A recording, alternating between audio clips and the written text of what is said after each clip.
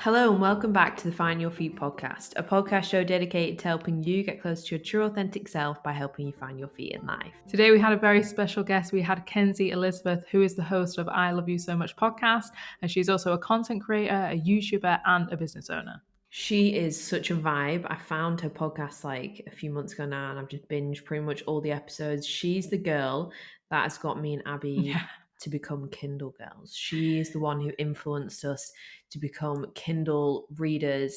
And if you listen to like one of our recent solo episodes, you heard we were talking all about like our summer reading and what we've been doing and how we both got Kindles and how I actually got gifted 3 Kindles for my birthday because I kept talking about them. All the inspiration for the Kindle buying came from Kenzie, but she's so much fun. She's living over there in Texas, and we just talk all about her life as a content creator, how she started it, the ups and downs, life in your 20s, navigating. We have a fun chat about dating. We talk about reading, obviously. We just have a really good, fun chat with her. She's so much fun. So you guys are really going to enjoy this chat. Yeah, exactly. It was such a fun chat, and I feel like her podcast is like such a comfort podcast, so she really brought that energy to us. Yeah, it was such like a chilled vibes, girly chat. You guys are going to absolutely love this one. This episode is sponsored by Natural Cycles. So Natural Cycles is a product that I started using in January this year. So it's been around 7 months now, and I genuinely believe it has changed my life. I have never felt better in my body, and don't get me wrong, this is down to a number of factors, but I truly believe Natural Cycles has helped me feel empowered from within and helped me take charge of my own health. Natural Cycles is the first and only CE marked hormone-free contraceptive app for women, and it's just so quick and easy to use. So you can use Natural Cycles to track your cycle to avoid pregnancy, which is what I'm currently doing. You can use it to plan pregnancy, and you can also use it to track your own pregnancy. So how does this app work? You enter or sync your data into the app, and then the app's unique algorithm lets you know whether you're fertile or not that day. So if you're tracking to avoid pregnancy, you will have green days where you're safe to have unprotected sex and red days where you should use protection. Natural Cycles is the first FDA-cleared birth control app in the US and also CE marked in Europe and is listed in the ARTG in Australia. Because it is a birth control app, it is 100% natural, non-hormonal, and has no side effects. No contraceptive is 100% effective, but when used to prevent pregnancy, Natural Cycles is 93% effective with typical use and 98% effective with perfect use. So perfect use would be not having unprotected sex on your red days. There are so many benefits to Natural Cycles, such as getting to know your body more, understanding your cycle. But one of my favorite things also is actually their Learn section of the app, where they share guides, quizzes, and blog posts on a whole range of subjects, which you can always take away something from. So, for example, this morning I sat and had my morning coffee and I read their guest post, which was all about what are the symptoms of female hormone imbalance. It literally took me 6 minutes to read, and I took away some really valuable information. Natural Cycle's mission is to pioneer women's health with research and passion by empowering every woman with the knowledge she needs to take charge of her own health. So if you want to get involved and start your own Natural Cycles journey, you can use our code FINDINGYOURFEET to get 20% off your annual subscription and a free thermometer. The code is FINDINGYOURFEET. We will leave the link to Natural Cycles in the show notes, and you can simply enter FINDINGYOURFEET at checkout. And if you're wondering how much that actually costs, the annual subscription will work out around £50 for the year, which is only around £4 a month for hormone-free contraception. Natural Cycles is only suitable for people aged 18 and above and does not protect against STIs. But that is all for now. Let's jump into the episode.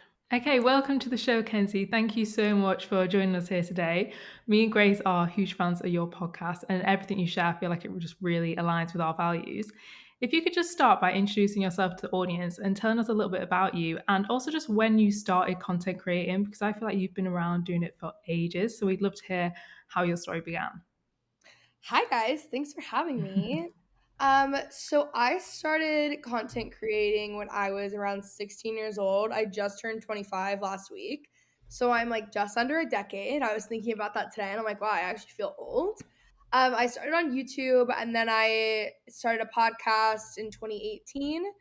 And I've really kind of been on everything, but mainly YouTube and podcasting. Happy birthday, by the way. Yeah, I was going to say, we saw it on Instagram the other day. Yeah. Happy birthday. Did you have a good birthday? Yes. It looked fun. Yeah, what did you do? We went to Austin for the weekend, so like all my best friends in Dallas, and so we got a boat, we went to dinner. It was really fun. Oh, nice. Yeah, I saw your pictures. It looks so good. Yeah. How close is Austin to Dallas? 3 hours. Okay. Oh, yeah. Yeah, we just like see everybody over there, and like I feel like Austin is such a happening place now, and I always see like so many people. Like there's loads of podcasters and stuff that live there as well, and it just Yeah, it's like a hub, isn't it? yeah. Dear Media just You- moved there, so like there's so much going on. I think there's a lot of people who have podcasts that have moved there, and there's so many people. Austin is like such a happening city, obviously. But I think it's only like I don't even think it's anywhere near what it's going to be. Because even when I go there, I'm like, there's not a ton of people right now that I want to have on the show that live in Austin, but I feel like in the next year it's gonna be crazy. Yeah. Yeah. Interesting. Wow. Yeah, you always look like you're living your best life in Dallas. You used to live in LA though, didn't you? Like, and you Yeah. how long have you been back living in Dallas for? I've been back for like 2+ years at this point. Yeah, and how long were you in LA for? Because I feel like you went there really young. Yeah, I was there from 17 to 22, so just under 5 years. Oh my God. How come you moved there so young? Like, what were you going there for? At the time, well, one, I was graduating high school early and I wanted to gain residency because I saved a like disgusting amount of money on college because I gained residency before. And then also that was a time period where it was really important on YouTube for not really important, but it was I would say kind of important to live in LA at the time. Every YouTuber ever was moving to LA, and the people above me who are really like the OG ones, like the probably like 3 years older than me, all of them were moving there. I was graduating early. I wanted to go to college in LA.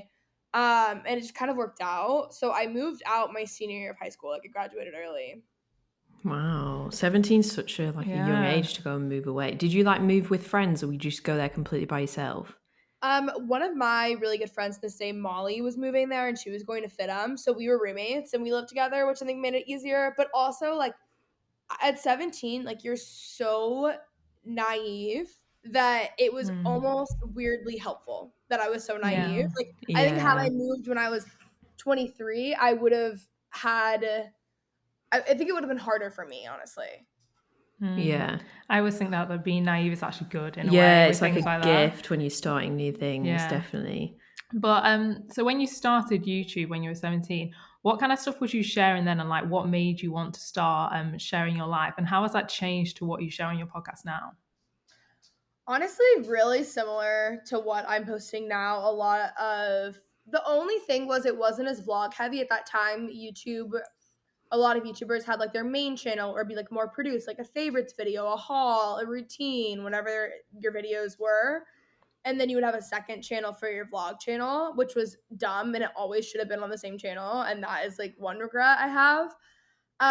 So yeah, I mean, it's really always been like hauls, what I'm wearing, my favorite products. Obviously, my channel has grown with me as my life has evolved and I've gotten older. So when I was in school, like there was more school content. When I was in college content, things like that. I think as I've gotten older, a lot of the content has stayed the same. And then with podcasting, I have found with my audience on podcasting that like navigating your 20s is really what hit. Like the second I posted one episode about that was like it was just crazy how much it grew and how much people were messaging me, and it was really like fulfilling in a weird way. It was always about like almost like self-development but in like a way more laid back way, and like I've always been interested in that and just talking, and I'm very curious, so I always have a lot of questions. I love hearing people's stories. But as I kind of got more into it, like navigating your 20s is like really what hit. Yeah, I absolutely love your podcast, and it definitely is like a bit of a relaxed self-development vibe. But I literally binge like all of your episodes. But how did you actually come up with the name of your podcast? I love you so much, because it's such like a cute name. Because I remember I found you through your podcast, and I like saw your cover art and I saw the name, and I was like, oh, she looks really fun from a picture. Like that's such a cute name. Like that was what drew me in at first. But how did you actually like come up with the name? Like what does that actually mean, or was it just like? No, I'm glad to hear that because like I actually hate the name now, but I feel like Oh, do anytime you have like, you? your own name, you hate it. Like Yes. Yeah. It's Yeah. so Yeah. unique though. So I also it's funny because now my podcast is like way bigger than my YouTube channel. And so it's funny like now because at first when I started the podcast and I would be out and about and someone would hear me and they'd be like, wait a second, are you Kenzie? Like they would recognize me for my voice because I'm so loud. But it is funny now, like more people are finding me from the podcast. But it was just like the whole like premise of the podcast was like I wanted to have people on that I loved and like hear from them because I had a very unique situation. Like I was in LA and I was around a lot of people that like you wouldn't normally be around that I was just learning so much from. And so the idea was that like I wanted to turn it into a podcast. And so that's where like the name came from. It's also just very me. Like I'm a people person. That's just like how I am. But like now I hate it. But I feel like there's no name that I wouldn't like start cringing at, you know?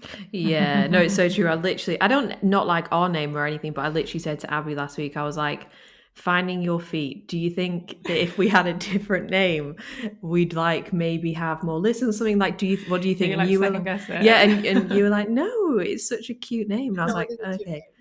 I Yeah, also I don't mean, know how much a name helps with growth. Like now that I'm thinking no, about it's so true. it, you know, I don't know. Yeah. Yeah. We like put our podcast on YouTube as well. And like, I feel like the people that find it on YouTube are very different to the people that find it through like audio and Instagram and like social media. But like, because it's called Finding Your Feet as well, we keep getting these horrible comments from like weird people that are searching. Like, you know, you can obviously you'll know you're a YouTuber, but you can look at like all the analytics of what people are typing in when they then discover your videos. And it's literally like barefoot, bare feet. And we're getting comments like, you would get more views if you did this barefoot. Finding your feet, show your feet. And Guys, oh my god. yeah, I know. We did not think that we would get that either when we came up with the name. But the name's like so innocently, like the intention behind it is so innocent as well. And we were like getting all these YouTube comments. We're like, oh, okay. Maybe we should try it. Give them what they want. Never thought about that. That's actually kind of funny. Yeah, well, clearly there's like a market on YouTube of people typing in barefoot stuff. Barefoot podcasts. Yeah, because I'm very shocked by how many people have been recently finding us literally through It's searching. like a fetish. People literally do it all the time. Yeah. Yeah. So weird. We're always like, no free feet pics, you know? Yeah, exactly. We were like, we'll have to start like a Find Your Feet podcast, only fans of like the podcast with the bare feet, given what they want. Yeah. No, you talk a lot on your podcast as well about like loving your own company and stuff, and like you just like spending days on your own in Dallas, like you do little vlogs on your social media about it and stuff like that. Like but I feel like getting to that place where you love your own company is like a journey. It's not, most people don't automatically feel comfortable just like hanging out with themselves at the weekend or whatever. So like what steps did you take to like transform that relationship with yourself to start to actually love your own company? I know that like you're single right now and you talk a lot about like how you aren't actively dating at the minute. So like I think sometimes people find it really hard to be single because they crave that sort of like validation that you get from dating and like from other people, whatever. So how, like what steps did you take to like start to love hanging out with yourself and just like not needing that validation from other people? For most of my life, I've really liked spending time alone. Like I'm actually an introvert, which you would not like anyone around me is shocked to hear that because I have to be by myself to recharge. There's certain people I can be around, but like for the most part, I am very introverted. And so growing up, I always just needed my time. Like my mom would say on like weekends, I would go hang out with a friend and like always want to come home. Whereas my sister would like want to be out the entire weekend and like kicking and screaming, coming home on a Sunday night. And I was like, no, I'm good to go. Like I liked spending time alone. And then my job, I just spent so much time alone. And then I was in a like like a very serious relationship. And towards the end of that, I found that I was like more afraid of just being by myself and spending time alone because we had been together basically our entire relationship. I was more afraid of that than I was of like losing that person. So I was like, okay, this is actually not a good sign if like I'm so terrified of being alone.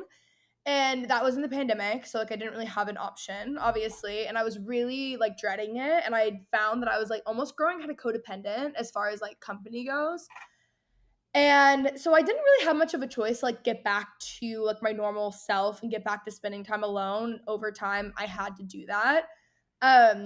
As far as like dating and like now I honestly spend no weekends alone. I'm with my friends all the time. I think I don't have that desire to actively date because I have such a like tight-knit group of friends here and we do everything together. So like there really aren't times on the weekends when I'm by myself where like I don't have plans or I don't have that. So I don't like I preface that by saying I don't know how I would feel if I didn't have that. I feel like I would be having a harder time with it. But as far as like during the week, I love spending time alone. Like tonight, I'm doing this thing called the artist way. Are you familiar with it? I saw No, it but on your I've heard, story. I've heard you talk about it, and I was like, oh, I need to actually look into what it Yeah, is. that's really good. Yeah, So what is interesting. it? So this, I'd already liked doing things alone before. Like basically what I'm getting at is that like before that, I love cooking, I love reading, I love going on walks. I have like hobbies on myself. And I read this book called The Defining Decade, and they talk about identity capital and how it like kind of builds you as a person. And what the idea of identity capital is like every interest you have, it becomes like identity capital, and then it kind of makes you into the person that you are. So I already I had started to just like spend time alone, and then I started craving time alone, and now I love being alone so much that like I like won't do anything with friends from like Sunday to like Wednesday, basically. Like I like spending time alone completely, and I work for myself. But I'm currently doing this thing called the artist way, and I think that this is actually, if someone's I wish I would have had this when I was afraid of spending time alone, is what I'm getting at. So if anyone is listening to this podcast and is like, I don't know where to start, there is this book called The Artist's Way, and it's by Julia Cameron. And if you've ever heard of morning pages, that's where this comes from. And I've actually done morning pages for years, off and on. So it's kind of funny that I'd never read it because I'm such a big reader. I was in LA a few weeks ago recording, and I think 3 or 4 different people brought it up to me, and I was like, that's weird. Like this book is like 30 years old, plus, maybe more than that. And then when I got back, another person recommended it to me. So I was like, I really need to do it. And basically, it's a 12-week thing where you do morning pages every single morning, which is just you wake up, you write for 3 pages, and it gets like everything out of your head. And then once a week, you have a solo artist date. So like, you take yourself to go do something on your own. So like, yeah, last week I went and got lunch alone, and I read my book, and I was journaling. This week, I mean, I think I'm probably gonna go see a movie tonight or do something. Or I have ideas of things that I want to do by myself. So I find that I'm like making things more intentional. The idea is it's like kind of recovering your creative self, and that like everyone is a creative, even if you aren't. I'm not someone who can like paint or draw or anything like that, but I am creative. Anyways, everyone's creative. So the artist way has really helped me as far as like even building more of a relationship with myself, I think, because I have like every week I have to go do something, and I'm literally only on week 2, but like I love it. Wow, it sounds so good. Yeah, I I definitely need want to to try look that. at this. Yeah. I remember hearing as well you say once on one of your episodes like about when you are like the way you'd arrange to hang out with your friends, you should do that with yourself as well. Like, you know, like if you say, oh, I've got like say like a Saturday to myself, okay, well, I'm going to book to go to a class, I'm going to do this, and I'm going to make sure I actually go as if I would if I was meeting a friend there, like as in respecting your own time in that way. And like I think that was such a good tip for like, because I think it's so easy to get, like you were saying, you might go to the movies tonight. Someone might be listening to that right now and they'll literally freak out. They'd be like, I can't do that. I could feel so anxious. I think everyone was looking at me and da da da. But I feel like social anxiety can get in front of you so much that you don't want to go out and do things by yourself. So that's good that that book like is challenging you to do that. I think as well being intentional with the dates with yourself, because I feel like whenever I schedule time to be with myself, if someone's like, oh, what are you doing? I'm like, oh, nothing. But it's like, well, no, it wasn't nothing. I was actually planning to do something on my own. So that's such good tips. But leading on to what you were saying about navigating your 20s, I feel like it is such an important topic because in your 20s really is that transitional time where you go through so many different things and you're just figuring out who you are. So when you are discussing navigating your 20s, what do you mainly like gravitate towards to? Like what do the audience like listening? Like, is it when they're going through hard times? Is it when you kind of like ease them and tell them tips on like how to help when they're going through transitions, or what have you like kind of gravitate towards to on that subject? I feel like it's everything, honestly. Like, there's not really, you would think it would be like, oh, dating people are, as far as like listens go to, like views, what I know people are listening to the most.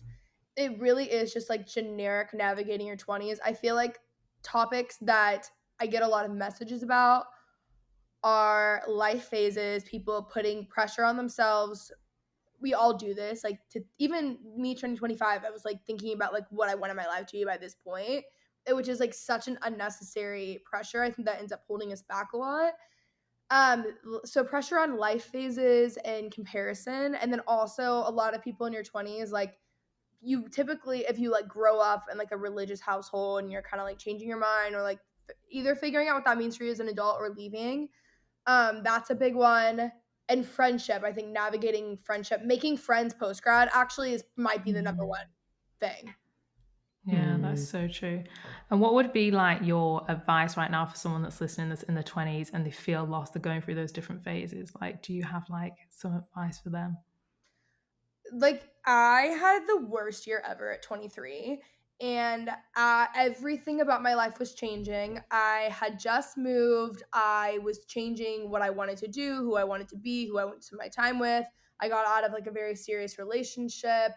Like, if every single thing in my life changed at the exact same time, and then there was a lot of tragedy happening around me. So I was just in a very bad place, and I was like, I don't know who I am. I don't know what I want to do. I was so confused. I was so lost. I've never been that lost in my life. And the only way I remember being like, the only way I can get out of this or like get through it to like a better side was like, I have to just like really lean into this and feel all my feelings, because I'm very like, I am like a very efficient person. Like, I want to do things as fast as possible. And I knew that if I didn't deal with it then, it was just going to come up later. So I was in therapy, and I was just like, I have to like lean into the uncertainty. And like, I have very bad anxiety. I hate uncertainty more than anything, which is so unfortunate because like your 20s are nothing but uncertainty. So I just leaned into it, and by leaning into it, I mean, like, I was in therapy. If you're not in like, honestly, morning pages was a really, really, really helpful thing for me. I read a book. If I have a question about anything in life or I'm confused, I read a book about it. I was, like, seeking out podcasts. I was talking to people who are older than me. Like, I was trying to get advice. And over time, it wasn't an overnight thing. I would say it was, like, 6 months to a year where I was like, I feel like I'm, like, standing on, like, my own 2 feet again. Um, but yeah, I would just say you have to like lean into it, which I feel like is a vague answer. So try to give like more practical things. But I wouldn't just avoid it is what I'm getting at.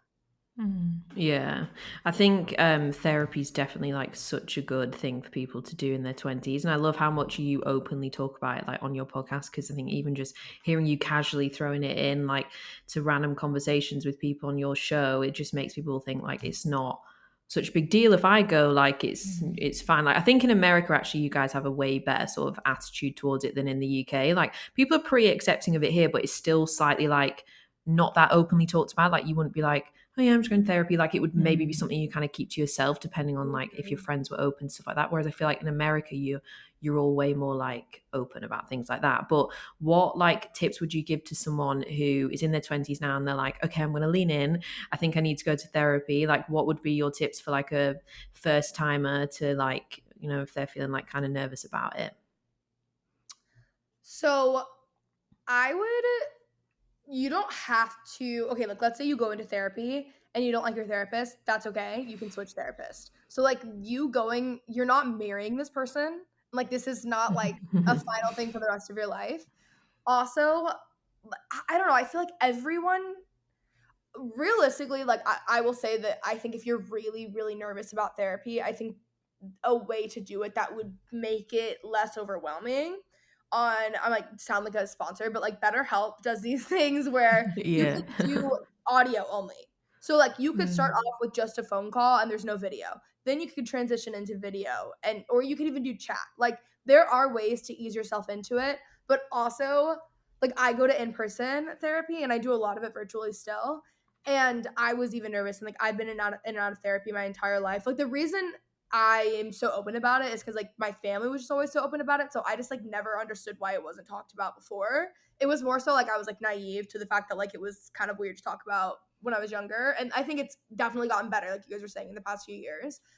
Um, but like whenever I'm afraid to do anything, I'm always like, what's the worst case scenario? Like all this lasts for an hour and then I'm out. You know what I mean? So giving it a shot, but also knowing that like your first therapist doesn't have to you can switch therapist. And also BetterHelp is affordable and it's accessible and it allows you to switch people easier. I like recommend that to every single person who's starting therapy because I think that like it has made every con of therapy, it has made it a lot better.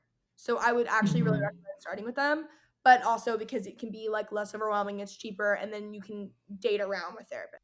As you've heard throughout this episode, Kenzie has spoken about how impactful therapy has been on her self-development journey and just the process of navigating her 20s in general. And that is why we're so excited to introduce you to BetterHelp, who are a podcast sponsor, and they are a professional, secure online counseling service available for clients all over the world. So wherever you are listening to this podcast right now, as long as you've got an internet connection, then BetterHelp services are available to you. Their mission is to help you start living a happier life today. So they really want to eliminate all the barriers that stand in front of you when it comes to accessing therapy. So when it comes to affordability, convenience, and efficiency, BetterHelp is the perfect option when looking for where to go and get therapy. So all you do is sign up for an account, fill out a really quick questionnaire, just letting them know a little bit about you and what is it that you're struggling with, what would you like to talk to your therapist about, what is it that you want help with, and what do you want to work on. And they will perfectly match you with a therapist who is perfectly aligned with you and your needs. They specialize in what it is that you want to talk about. They're basically on your vibe, because it's so important to make sure that you get with a therapist that you just click with, so that you can really feel comfortable to open up to them and get the most out of the experience. So BetterHelp guarantees to sign you up with your own therapist within 48 hours of signing up for an account. But when I've signed up for accounts with BetterHelp before, I've always got matched up with someone way quicker than that. And the other amazing thing is that if you aren't that keen on the therapist that they do pair you with, that's absolutely fine. You can change therapists as many times as you want for absolutely no charge, completely free, because they really want you to be happy with who you're paired with. But the best thing is they are giving our listeners a 10% discount off their first month of therapy. So if you just head to this link, betterhelp.com/finding your feet, that is betterhelp.com/find your feet, you will get 10% off your entire first month of therapy with BetterHelp.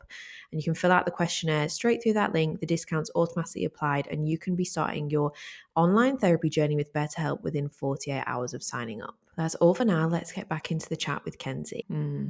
Yeah, well, you've just done our ad read for us, because we work with them as well. So, but yeah, no, we've used them and they are really, really good. Like, just so easy to use. Like, and you're just doing it at home, so you know you can take it like at your pace. Like you said, you don't need to go on a video, and like you can literally just start by just chatting to them in a chat box. Some people just do that and don't even actually ever have like an audio or a video conversation with them, and they still get the benefit and support. So yes, agree with you on that. BetterHelp is really good. Moving on to growing your podcast and just also growing like your personal branding. Did you ever come across any challenges with like sharing your life online or being vulnerable with your audience? Because I know sometimes it can be really empowering to be vulnerable, but can also come with like a bit of a vulnerability hangover. I don't know if you've ever experienced anything like that. The older I get, the less I want to share, which is really unfortunate, because I feel like your stuff does really well when you share a lot more. And it's more so,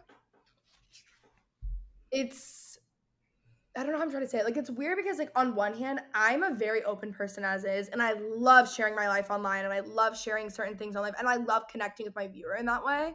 But as I get older, I'm a lot more aware of, like, the negative aspects of that. So it makes me like a lot more scared to open up in certain ways or to share certain things. And then also, like, all of my friends around me have like more like traditional jobs, so like they're not sharing their entire lives on the internet. Like, that's a very weird thing to do. So I just think, like, as I get older, it's made me like, I don't know, it's definitely made me question how much I want to share and what I want to talk about. But, like, at the end of the day, I don't think I'll ever really change that part of it, because it's like that's the whole reason that I do it, you know? Yeah. Do you think, I know you said that you don't think you really change it, but do you see it like transitioning into like a certain kind of direction as you like are getting older, going into like the second half of your 20s? Because obviously you did start it like so young. So, and yeah, do you see it like changing, or do you think you literally will like just keep it the same vibe? I don't know, because the thing is, for some reason, every single summer I have like a crisis with YouTube, and because typically too, like, my engagement is down on YouTube, so then I'm like, oh, people don't care, or like, oh, this isn't. It's not even really about performance. It's more about like connecting with my viewers, and I feel like there's like a lack of connection, and that is what makes me like, oh, I don't know. I've never actually thought about really quitting. But I think I don't know. There's this book, and I'm totally blanking on it, but it's basically saying like you should never leave what made you, and like YouTube is where I started.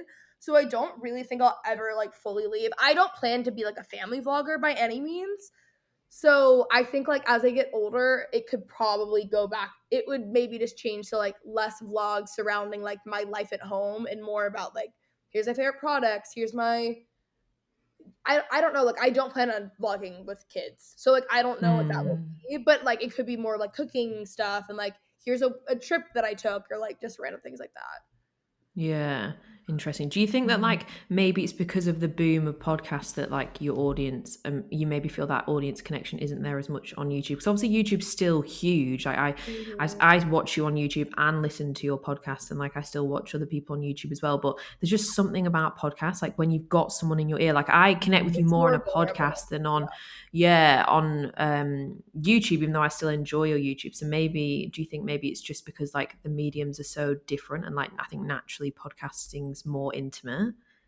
Yeah, I think podcasting is more intimate, so people are really connected, but it really just depends on the time of year. And I even went through a period of time where I was like, God, I'm so jealous of everyone who's just on like TikTok and podcasting because YouTube is a lot of work. Like Yeah. it is nowhere near like it is so much more work. And I'm like, I just feel like there's like a greater reward with TikTok and podcasting, and it's a lot less work TikTok wise, right? Not to say TikTok can't be a lot of work, but like it's just they're very different platforms.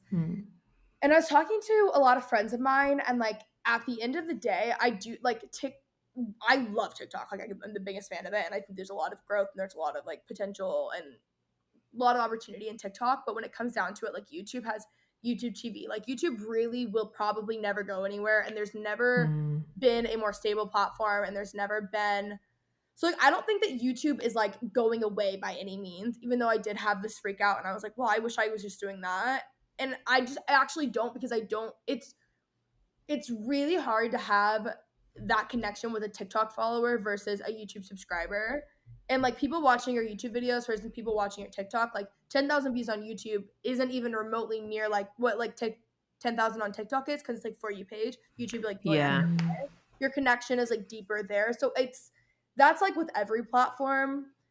I don't know. I do feel like most obviously people who are like into my life or like following along, I do think are probably I don't know, part of me, I really don't know. I feel like I'm trying to think of like I when it comes to like the genuine connection you have with people, the messages that I get are normally from the podcast.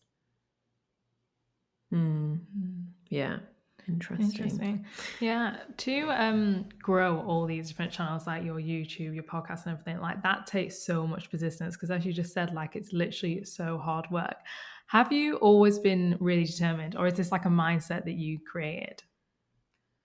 I've always been like a very driven kid. Like I'm an Enneagram 3, which is the achiever, and like I was always like I was always just very driven. So I think that it wasn't something that I necessarily learned when it came to YouTube, but YouTube was like the first thing that I was really passionate about as far as like growing and making something. And like I'm not actively growing my channel or actively growing like most platforms besides podcasting.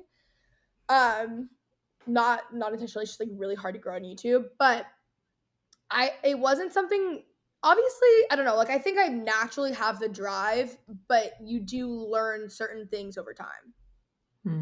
Yeah, because I mean you do a lot, because we've just been speaking about YouTube and podcasting, but that's not the only thing you do. You've got product businesses as well. You've got your clothing brand, the O Kind, and then you've got the breadwinning housewife, all your fun merch from there. So like you're not just dealing with content creation and stuff like that, which is so time consuming, especially long form ones like podcast and YouTube. You're doing all this business stuff as well, but like are people in your family, are they really driven as well? Like what, like your siblings like that, like what were your mum and dad like that, like what is it, where is it from? Because I feel like, especially because you're like we're all the same age, but you're still so young and you've done so much already. Like what is it, do you think, that like drives you, or is it just a deep innate like this is just me and what I'm like? I get it from my dad. My dad is very driven. My dad is who, like, we walk together in the mornings all the time, and we like always send each other like Yeah, personal Oh, I love development that. quotes, I podcasts. saw your TikTok Yeah, where it was like, the trend where it's where you're like, yeah, the one where you did with your dad and you were like, say what their name is, and not then a you're normal like, what dad. he Yeah, does. that thing. Yeah, and I was like, that is so cute So that you I'm go for really walks close every with my morning. dad. Like, Yeah, I that's so definitely get nice. it from him. And then my mom also had a business that was like in Neiman's growing up. Like, she had like a bedding and drapery business. So she was also like entrepreneurial at that point. But I think like my drive definitely comes from my dad. Wow, interesting. It's really nice that you've got such a close relationship with your Yeah, dad. that's so nice. Yeah.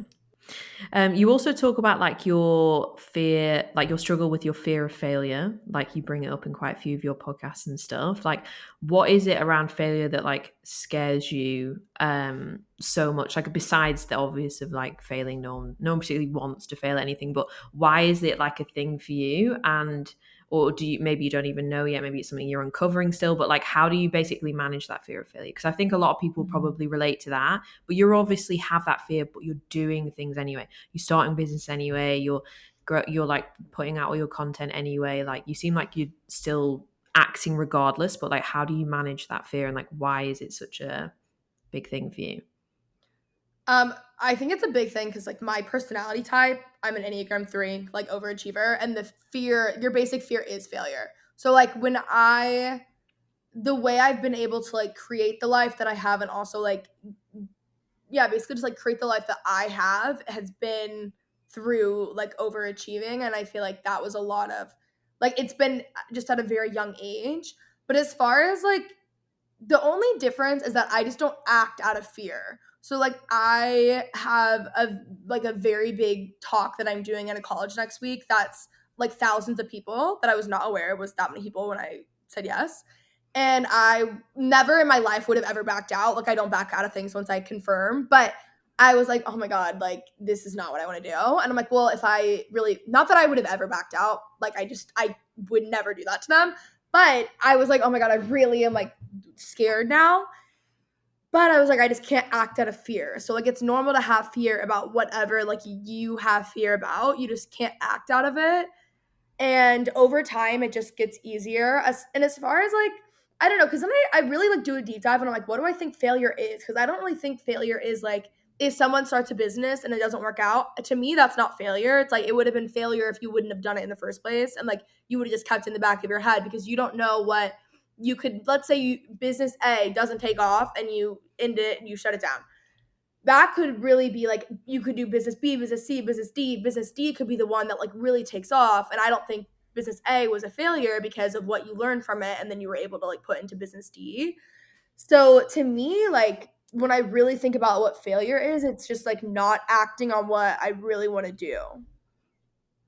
Yeah, no, that's so true. Like redefining what like failure is, and usually when you like look into someone who is really successful, that you always see like getting interviewed talking about how did you do it, how did you do it. They've normally like this is like their fifth try at something. Like they tried like a different type of business, a different like whatever before, and it didn't work, and then this other one didn't work, and they just kept going. And sometimes actually you really need to go through that failure because it's like on your path, like it's meant to happen because it informs like your success. Like maybe you couldn't make business D work without actually failing A, B, C, D, and A, B, and C, because it taught you things that you would only know if you'd gone through that. So it's like, it's obviously an ego blow to fail, but you can actually be acquiring like information that's actually unlocks how you then actually go on to succeed. So that's good tips on that. Yeah, I was going to say that. I feel like on that subject, you can feel like people hold themselves back because they worry too much what it might look like if you fail. But that's so natural, caring what people think. But then,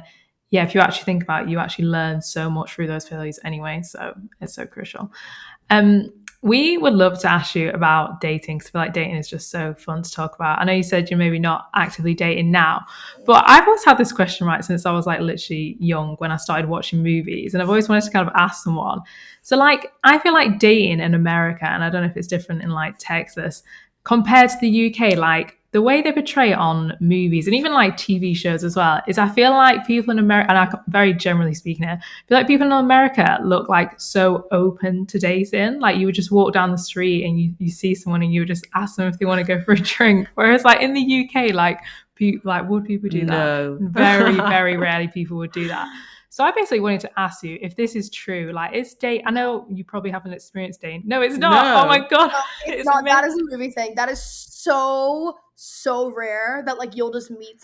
Like, yeah, I mean, you can meet people like, friends if you're like at a party or something like that, and they'll DM you on Instagram. But like, it is so rare that someone will just see you and ask for your number. Like, I don't know a single one of my friends that has happened to successfully ever. Like, that is a movie thing. It's very rare. I've always wanted to ask that. I've watched too much Friends. I think that's what it is.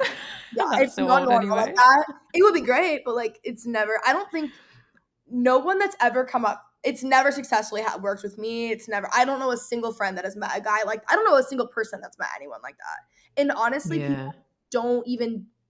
Like, it depends on where you're at, and I think Texas, because there's like a lot guys are a lot more like respectful here, I think, compared to like other cities where they always are like, oh, it's the next big thing, and there's a lot around them and whatever.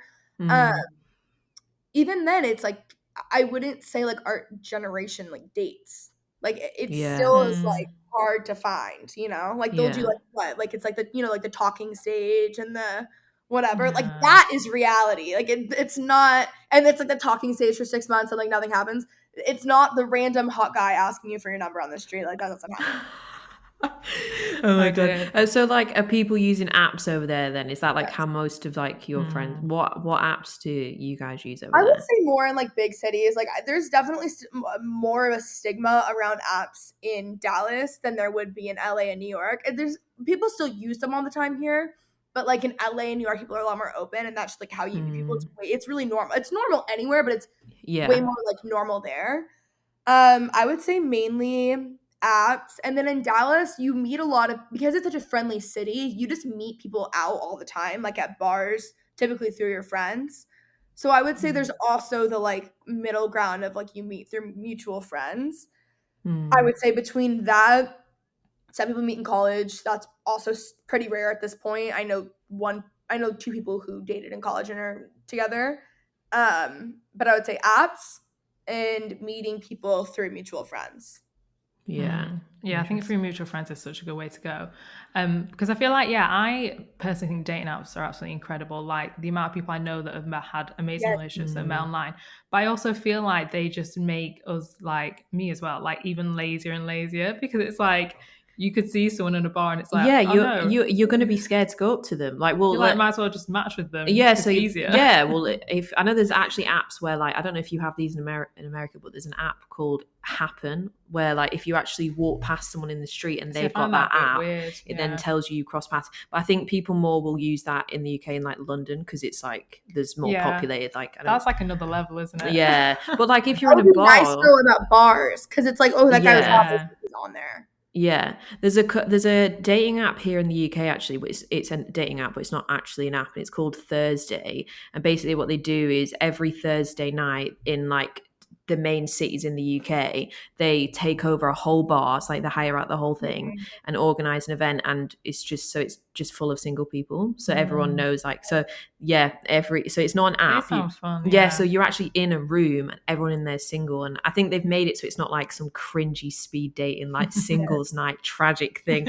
with like a tragic vibe. Like they branded it really cool. They're really cool on TikTok. So like I think they're attracting like a cool crowd. I've not actually been. I was saying to you that like I feel like I should go, but I wouldn't want to go on my own. I'll come with you. Yeah, so I feel like I need to go and like test it out. Also, I think like when it comes to dating stuff, it's just in that regard, it's safer to go with other people. You know what? Hinge you can add, because Hinge is like probably, I would say, the top app now. Hinge and then maybe Bumble. Hinge should do a thing where you can like check in at certain places. So like for example, like Skellig is a bar in Dallas that's really popular. So let's say, so it's like a little bit less creepy of like, oh, you just passed them. Like let's say you're like, oh my god, that guy's hot. It checks you in on the app.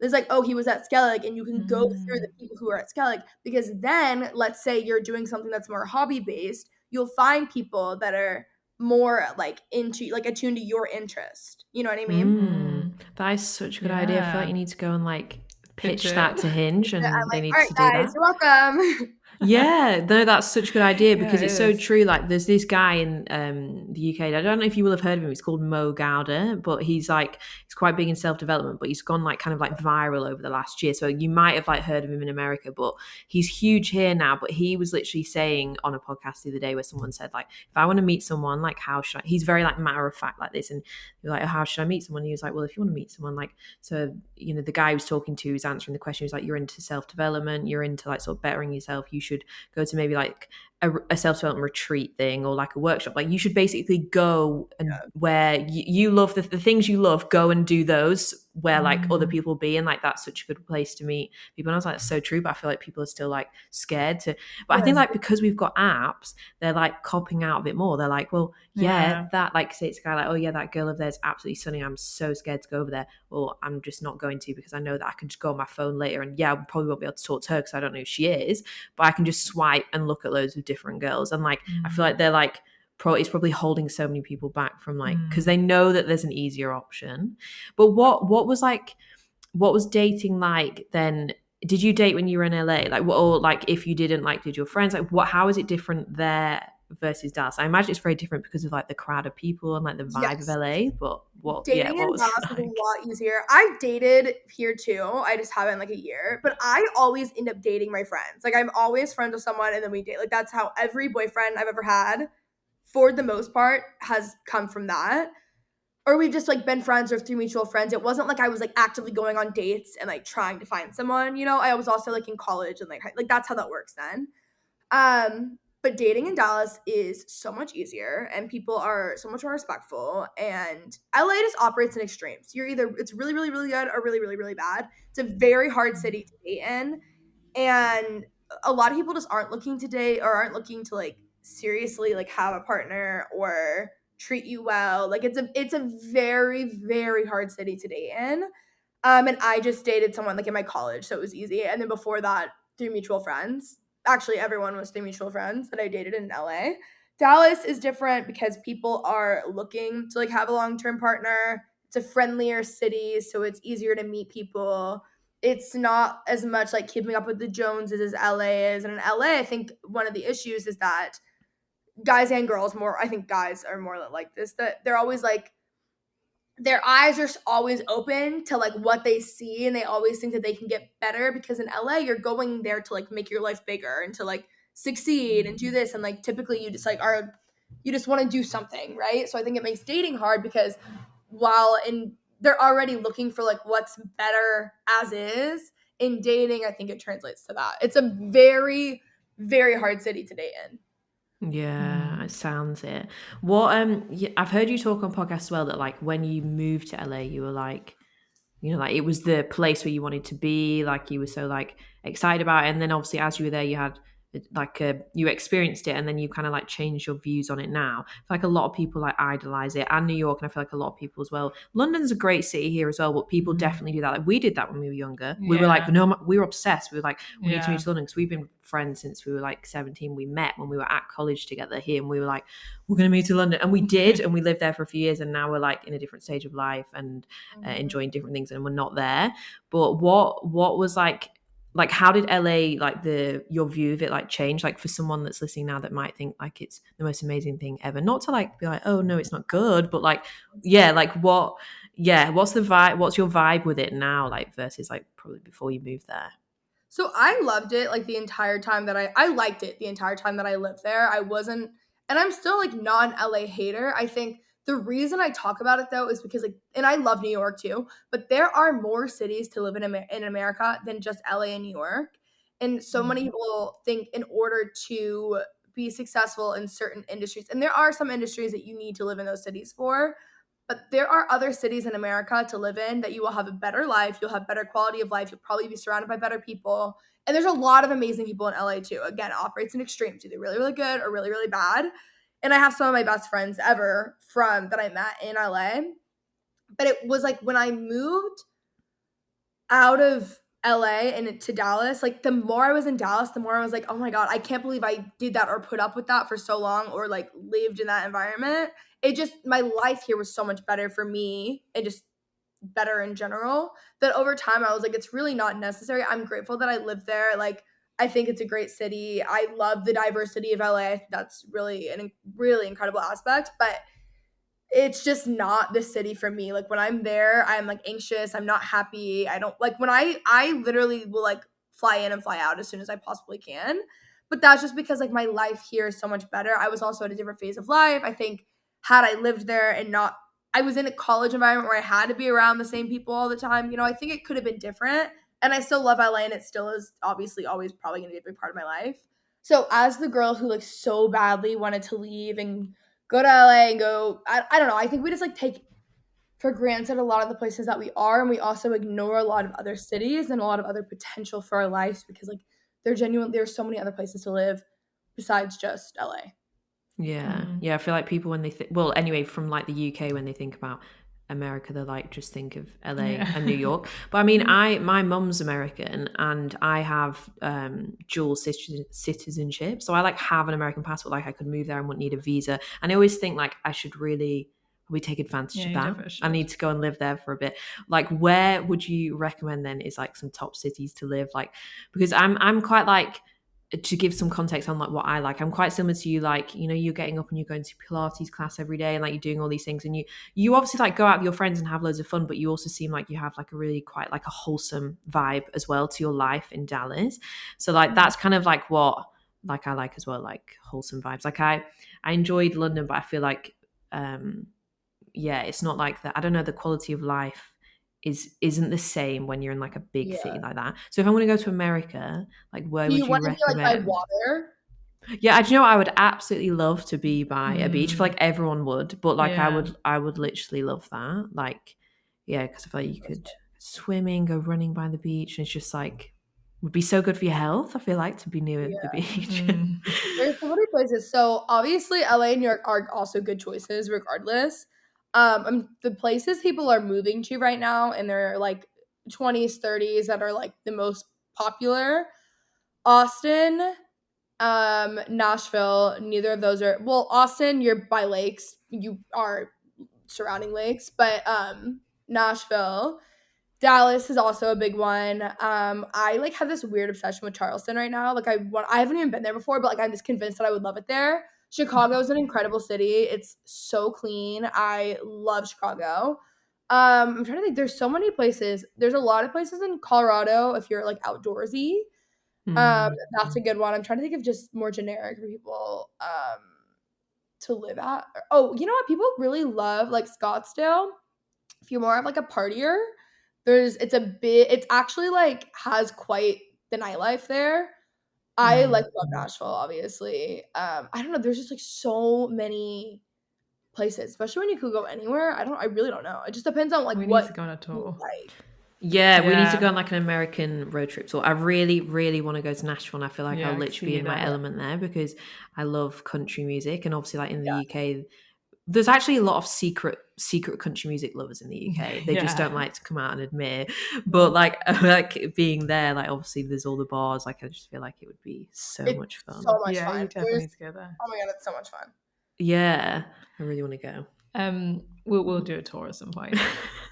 But we cannot speak with you without talking about books, obviously, because you have like motivated us both to read so much, and obviously buy Kindles as well, because I feel like you talk about Kindles. We've literally so bought much. Kindles because of you. Like we've been influenced by hearing you say it so much in your thing. And when you did your episode about like how I read 100 books in a year, and you were like, the Kindle's so great because I can like lie down on my bed on one side and I just don't need to move. And I was like, God, that's so annoying when I'm lying there in that position with a book. I've never thought about how a Kindle would make that so much better.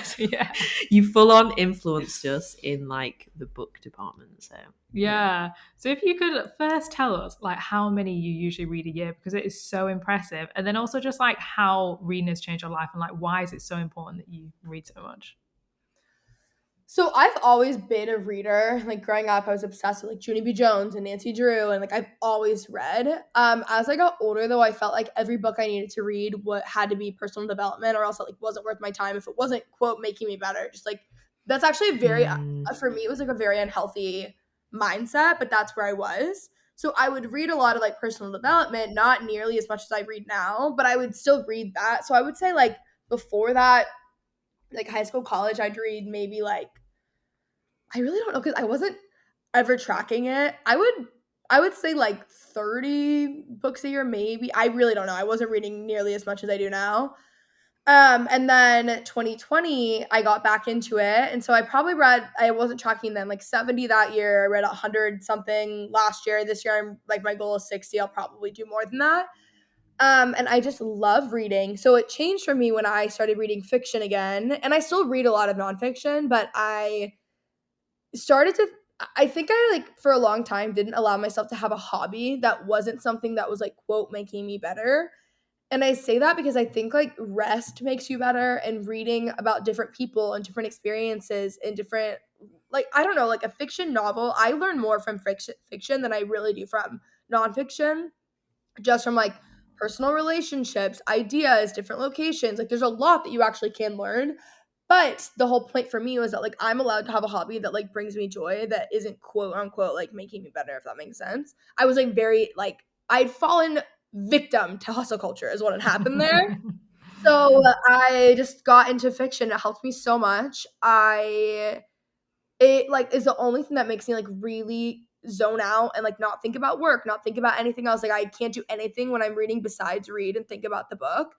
It calms me down so much. It helps immensely, especially like when you're going through any hard time. Like even if you're going through like a breakup, right? Like at night you're thinking about the breakup or you're thinking about like what I should have said or like whatever. You're spiraling typically, or at least I am.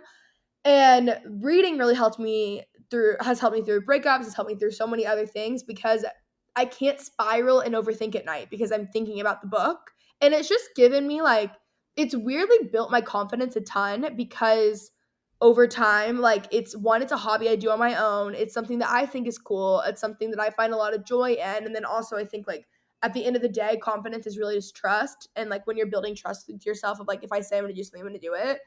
Reading's just been another thing like that for me. But it's also like it's really like enriched a lot of friendships that I have too, that we bonded over books and we're like constantly sending it. Even people I've been friends with since elementary school. I don't know, like it's just improved literally every aspect of my life. Yeah. Oh my God. Yeah. Well, what you were saying about how like you used to just read nonfiction because you were like it's productive. If I read like a novel or something, it's unproductive. I literally used to have that mindset, and then I heard you talk about it in that way, and I was like, do you know what? She's right. So like we've got Kindles now, and I was literally self-help junkie, and like that's all I would read. But now I've started to read fiction. I've just started reading a book that you actually put on your Instagram. You said it was the book that made you fall in love with romance novels. It's like called Before We're Strangers. Yeah. So I've just started that this weekend, and loving it so far. So good. I love like a cheesy love story. I just love anything like that. Like, so yeah, I'm really enjoying it. But I mean, if that doesn't sell reading to people, I don't know what will. Like even when I hear you speak about it, it like makes me feel calm, and then it reminds me how calm I feel when I read, and then it motivates me to read. What books would you this week? Like I couldn't find it. Yeah. And it was like 10 p.m. when I realized that because I'd gotten home late. And I literally Amazon one to show up the next morning, and I still haven't found it. Thank God. And I have I literally got a new Kindle because I was like, I can't. Yeah, I saw it on your story. I feel like you need to be some sort of like serious influencer for Kindle or something, because I reckon that you will. I need Kindle to finally notice me. Like they do. They really don't. They do, because you're the one that convinced me to buy it. Like that one comment about how you can lie down on your side. I was like, I'm sold. But what books would you like? Say there's someone else listening that's like me, that was a self-help book junkie, which I think there's probably a lot of them listening to this podcast right now because so much of our content's about self-development. But what book recommendations would you like give to someone who's been in that vibe but now they want to branch out into the world of like nonfiction, like to get them in something like books to get them hooked? I feel like you need those first initial books to get you really into it and be like, okay, right, I'm going to stick with like prioritizing novels and stuff like that as well. The books I always give as recs are now like really popular in all of our book talk and all of our like every bookstagram, which I think is actually a really good place to start because there's such a community around reading, and I feel like the more talk around a book there is, it sucks you in, you know?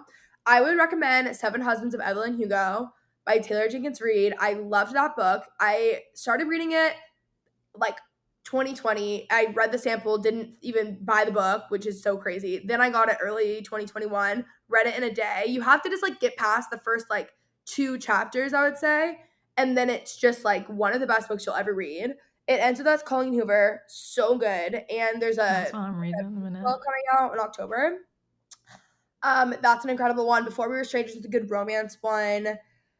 I'm trying to think of just ones that those would be like my 3 that I would say will kind of just like get you hooked. I have so many book recs though on my Instagram of like if you have a certain, I like screenshot my notes app. So if you see those on my feed, those are the ones. But there's more like if you like thrillers, like The Last of Paris is a good one if you're gonna get into thrillers.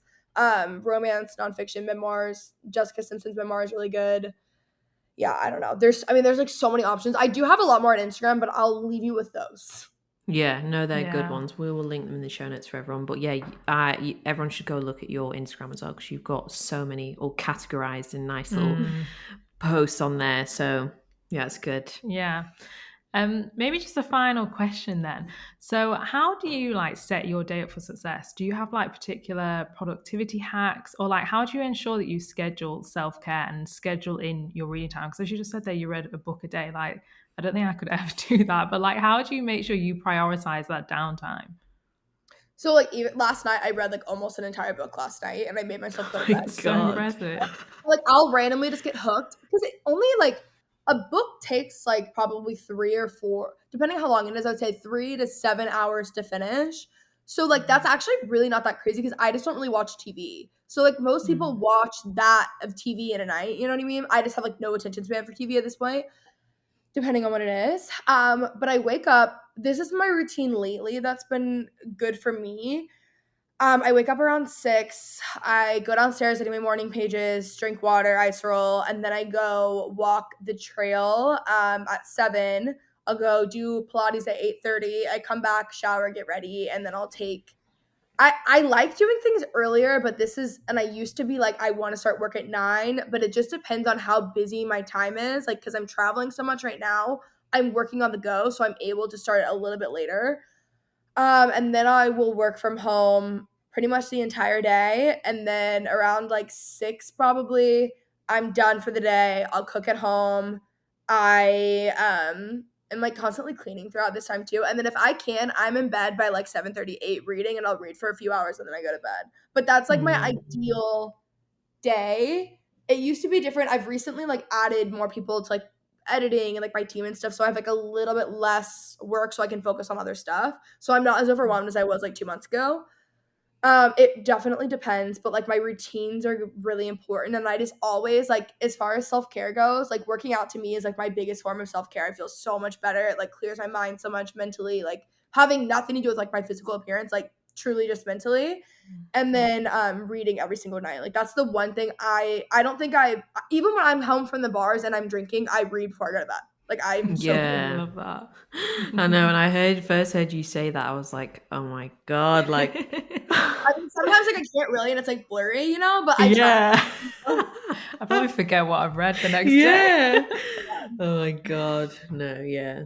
Well, amazing. Yeah, it's been so fun. Yeah, I've loved chatting to you. You're literally like a ball of good energy and good vibes and fun. And I just love your podcast. I love all your content. But where can everybody find you and like what have you got coming up and like your brands and stuff like for people to check out?